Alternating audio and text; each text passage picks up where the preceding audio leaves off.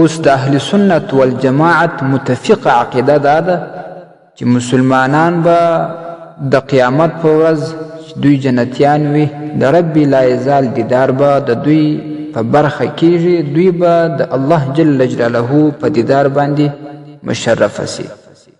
اوس دا سوال پیدا کیږي چې آیا زنانه به هم د رب لا یزال په دیدار باندې مشرفه کیږي او کنه؟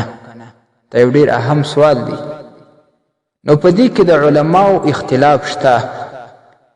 د اختلاف نچوړ دا دی او خلاصه دا ده، راجحه خبره دا ده چې زنانه دا به هم د رب لا یزال په دیدار باندې مشرفه کیږي، خو هغه وخت چې دوی داسې اعمال کړي وي چې دوی جنتیان وي او په دنیا کې د حرامو کارونو څخه، د غلطو افعالو څخه، د شریعت او د سنتو د مخالفت څخه ځان ساتلی وي، د قیامت په ورځ به د رب لا یزال دیدار د دوی هم په برخه شي.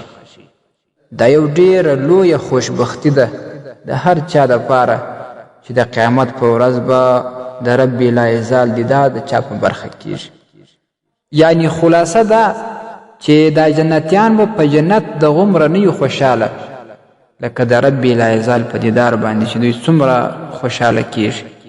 نو رب لا یزال یې مونږ او تاسې ټولو ته د داسې اعمالو توفیق راکړي که مونږ یو او که مو خویندې دي چې مونږ جنتیان شو، رب لا یزال مغفرت راته وکړي او د قیامت په ورځ د رب لا یزال په دیدار باندې مشرفه سو او د رب لا یزال په وړاندې په سپین مخ باندې ودرېږو. نو هر مسلمان هغه که زموږ ورور وي که خور، هغه به ټینګ عزم کوي چې بیا به ګناه نه کوي او بیا به غلط کار نه کوي او دغه به په زړه کې وي چې زه دا ګناه کوم، د قیامت په ورځ به بیا زه څنګه د رب لا یزال په دیدار باندې مشرفه کیږم. هغه ګناه به پرېږدي، د رب لا یزال په دیدار باندې به مشرف سي. ستاسې د اسلامي پوښتنو جوابونکی مفتی حکیم الله صابر الحنفي صاحب.